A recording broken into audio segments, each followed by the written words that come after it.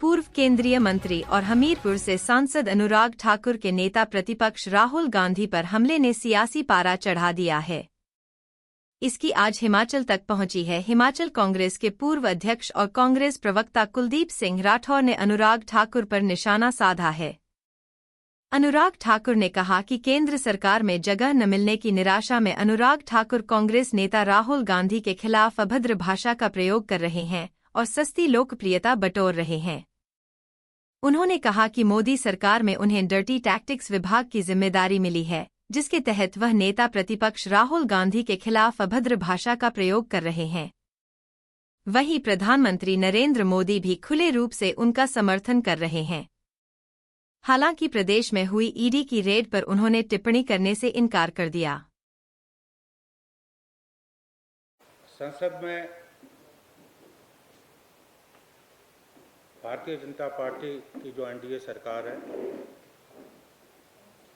परेशानी में, जिस ढंग से इस बार एक मजबूत विपक्ष पार्लियामेंट में नजर आ रहा है, जो इंडिया गठबंधन है एक मजबूत प्रतिपक्ष की भूमिका निभा रहा है।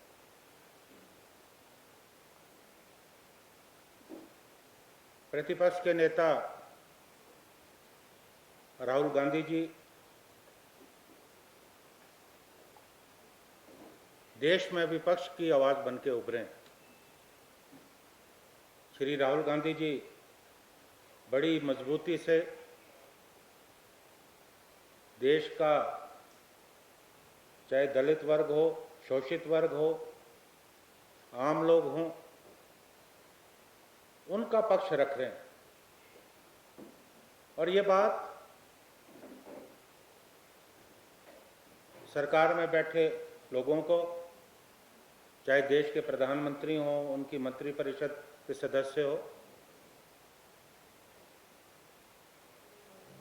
उनको राहुल गांधी जी से बहुत ज्यादा समस्या है। जब राहुल गांधी जी ने अपनी पहली तकरीर, अपना भाषण संसद में दिया, उनके भाषण के अंश काट दिए गए। हालांकि उन्होंने कोई ऐसी बात नहीं बोली थी कि उनके भाषण के जो अंश है वो सदन की कार्रवाई से हटाए जाते। और अभी पिछले दिन जो पूर्व में मंत्री रहे हैं, हिमाचल के सांसद है अनुराग ठाकुर जी, उन्होंने श्री राहुल गांधी पे अशोभनीय और अमर्यादित टिप्पणियां की, जिसका कांग्रेस पार्टी विरोध करती। भाषा का उपयोग प्रयोग देश के प्रतिपक्ष के नेता के लिए कर रहे हो, जो लोकतंत्र में, लोकतांत्रिक देश में जिन टिप्पणियों से परहेज होना चाहिए। हम समझते हैं कि आपकी क्या मंशा है, हम आपकी मनोस्थिति को भी समझते हैं, क्योंकि मैं कोई व्यक्तिगत रूप से उन पे कोई आक्षेप नहीं करना चाहता, लेकिन मुझे सहानुभूति है अनुराग ठाकुर जी से। उन्हें उम्मीद थी कि इस बार मंत्री परिषद में उन्हें कोई महत्वपूर्ण विभाग मिले, वो तो मिला नहीं। अब वो हताशा और निराशा उनके भाषणों में नजर आ रही, क्योंकि कहीं ना कहीं वो अपनी टिप्पणियों से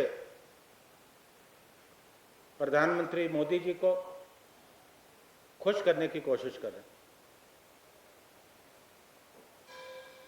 I can say he is attention seeker. वो राजनीति के भारतीय जनता पार्टी के केंद्र बिंदु में आने के लिए उनका दिल मचल रहा है, लेकिन उसके और भी कोई तरीके हो सकते हैं। मैं उनको याद दिलाना चाहता हूं कि स्मृति ईरानी जी केंद्र में मंत्री रही हैं। उनका एक काम था, शायद अपने मंत्रालय की उन्हें कोई जानकारी नहीं थी, उनका एक काम था कि सुबह उठकर सबसे पहले गांधी परिवार पर हमला करना, गांधी परिवार के बारे में झूठ और अशोभनीय टिप्पणियां मीडिया के सम्मुख पार्लियामेंट में रखना, और उनका क्या हशर हुआ आपके सामने। अब वो तो इस बार चुन के आई नहीं कि लोगों ने उनको सबक सिखाकर जो है घर बिठा, और एक हमारे पार्टी के साधारण से व्यक्ति जिन्हें मैं व्यक्तिगत तौर पे जानता हूं, उन्होंने चुनाव में उन्हें पराजित किया। और अब कोई ना कोई व्यक्ति चाहिए। अब वो मंत्रालय जिसको मैं डर्टी टैक्टिक्स डिपार्टमेंट कहता हूं, वो अनुराग ठाकुर जी के पास है।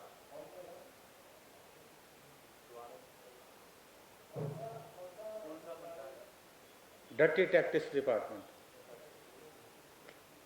एक नया विभाग इजाद हुआ है कि अपने विरोधियों के खिलाफ आपने किस तरह से निम्न भाषा का प्रयोग करना है, झूठ बोलना है, ये सब उसके अंतर्गत आता है। इसे कोई सरकारी मान्यता नहीं है, लेकिन अंदरूनी तौर पे साफ नजर आ रहा है। और प्रधानमंत्री जी का भी इसमें पूरा सहयोग, क्योंकि शाम को जो ट्वीट आया उसे मैं आप लोगों के सम्मुख पढ़ना चाहूंगा। ये नरेंद्र मोदी जी, हमारे देश के माननीय प्रधानमंत्री जी का ट्वीट है। वो क्या इसमें लिखते हैं, this speech bye my young and energetic colleague Shri Anurag Thakur is a must here, a perfect mix of facts and humour, exposing the dirty politics of the INDI alliance. ये उनका ट्वीट है।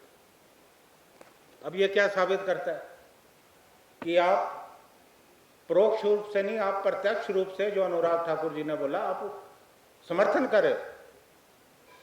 अब वो इतने एनर्जेटिक थे, जैसा आपने इस ट्वीट में लिखा है, तो आप उनको मंत्रिमंडल में बनाते, वहां तो आपने उनको बनाया नहीं, और उन्हें कौन सा काम दे दे। और एक बात मैं कहना चाहता हूं, जो भी अनुराग ठाकुर जी ने कहा वो भूल गए इस बात को कि गांधी परिवार का इस देश के लिए क्या योगदान है। वो भूल गए इस बात को कि ये श्रीमती इंदिरा गांधी थी, जो उनकी दादी थी, उस वक्त वो बच्चे थे, उन्होंने इस देश की एकता और अखंडता के लिए अपने प्राणों का बलिदान दिया। वो भूल गए इस बात को कि वो श्री राजीव गांधी जी के पुत्र हैं, जिन्होंने इस देश की एकता और अखंडता के लिए अपने प्राण न्यौछावर किए। और आपने कौन सा बलिदान दिया? भारतीय जनता पार्टी के किस नेता ने कौन सा बलिदान दिया? सोनिया जी पे हमेशा आक्षेप करते रहे, कभी उन्हें विदेशी कहा जाता, और सोनिया गांधी जी ने, आपको मालूम है, वो इस देश की प्रधानमंत्री बन सकते थे, लेकिन उन्होंने प्रधानमंत्री पद लेने से इनकार किया। और प्रधानमंत्री कौन बने? श्री नरसिम्हा राव जी, और बाद में मनमोहन सिंह जी। तो ये परिवार तो कभी सत्ता के पीछे रहा नहीं। और राहुल गांधी जी क्या मंत्रिपरिषद के सदस्य नहीं बन सकते थे? 2 बार हमारी सरकारें रही हैं, वो इलेक्ट होके आए, लेकिन उन्होंने मंत्रिपरिषद का सदस्य बनने से इनकार कर दिया। वो संगठन का काम करते रहे, पार्टी का काम करते रहे। मुझे बताइए कि कौन सा ऐसा नेता है जिसने देश में 3000 किलोमीटर से ज्यादा पदयात्रा की?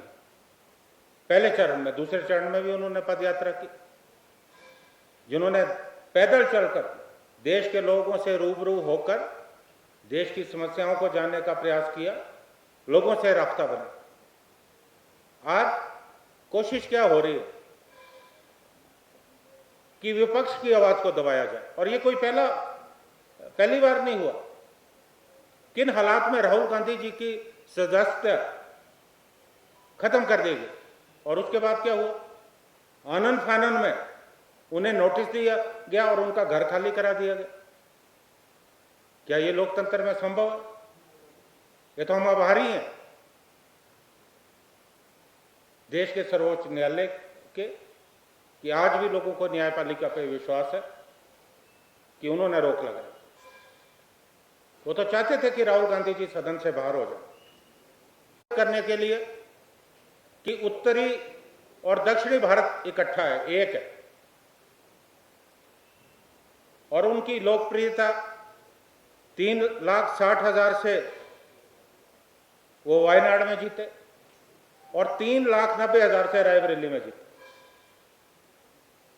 और प्रधानमंत्री मोदी जी जो 400 सीटों की बात कर रहे थे, 4,80,000 वोटों से जीते थे और इस बार 1.5 लाख पे आए। किसकी लोकप्रियता बढ़ी है, किसकी कम हुई है, ये इन चुनावों ने साबित किया। और आज राहुल गांधी जी के साथ उन्हें तकलीफ जो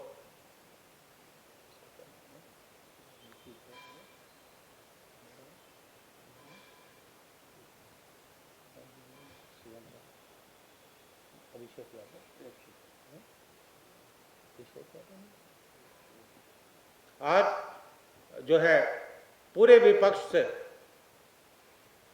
तकलीफ है, और जिस ढंग से विपक्ष जो है एकजुट और इकट्ठा नजर आ रहा है, मैं समझता हूं लोकतंत्र के लिए ये बहुत ज़्यादा ज़रूरी है। और अगर आप आजकल देखो या उनके मंत्रियों की शारीरिक भाषा देखो तो हताशा कहीं ना कहीं नजर आ रही है, क्योंकि एक बहुत बड़ी सोच लेकर वो चल रहे थे कि देश में संविधान को बदलेंगे, लेकिन देश की जनता ने नकारा। आपने देश में सांप्रदायिक ध्रुवीकरण करने का प्रयास किया, आपको मुंह की खानी पड़ी। उत्तर प्रदेश में जहां आपने राम मंदिर के निर्माण का क्रेडिट लेने की कोशिश की, भगवान राम ने भी आपको शराब दिया, क्योंकि अयोध्या जहां मंदिर बना वहां भी आपका सांसद चुन के नहीं आया, विपक्ष का सांसद आया। भगवान राम भी आपके साथ नहीं। आज देश को जरूरत इस बात की है कि हम हमारी जो बुनियादी समस्याएं उनकी तरफ हम ध्यान दें। जिस तरह से निजीकरण की राजनीति चल रही है, देश के हवाई अड्डे बेचे जा रहे हैं, रेलवे स्टेशन बेचे जा रहे हैं, रेलवे बेचे जा रही है, एयरलाइंस आपने बेच दिए, तो आप देश को बेचकर पैसा इकट्ठा कर रहे हैं, क्योंकि आप के पास कोई भी अर्थशास्त्र का सिद्धांत नहीं है कि आपने किस ढंग से देश में लगातार गरीब और अमीर के बीच में जो खाई बढ़ रही है उसके लिए आपको क्या करना है। खाली 2-3 जो बड़े पूंजीपति है उनकी पूंजी बढ़ रही है, और जो आम लोग हैं वो बुनियादी सुविधाओं से महरूम हो रहे हैं। तो मेरा अनुराग ठाकुर जी से यह निवेदन रहेगा कि आप देश से जुड़े मुद्दों को उठाएं, और हिमाचल से जुड़े मुद्दों को तो आपने कभी लोकसभा में उठाया नहीं।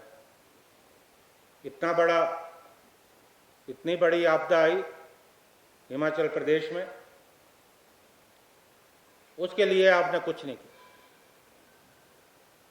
और आप बार बार ये बात कहते रहे कि हिमाचल की मदद हुई है, और मैंने तो विधानसभा में ये बात कही, विधानसभा के पटल में मैंने ये बात कही, आज आप लोगों के सामने दोहराना चाहता हूं कि आप श्वेत पत्र लेके आए। मैंने ये बात विधानसभा में कही थी कि आप श्वेत पत्र लेके आए, व्हाइट पेपर लेके आए, और आप बताएं कि आपने हिमाचल की वास्तव में कितनी मदद की। अब जो केंद्र नीति योजनाएं, जो सेंट्रल स्पॉन्सर्ड स्कीम है, उसमें तो दायित्व है केंद्र सरकार का, प्रदेश की मदद होती है, उसको भी शायद आप जो आपदा की में मदद हुई है आप उसमें जो है जोड़ रहे हैं।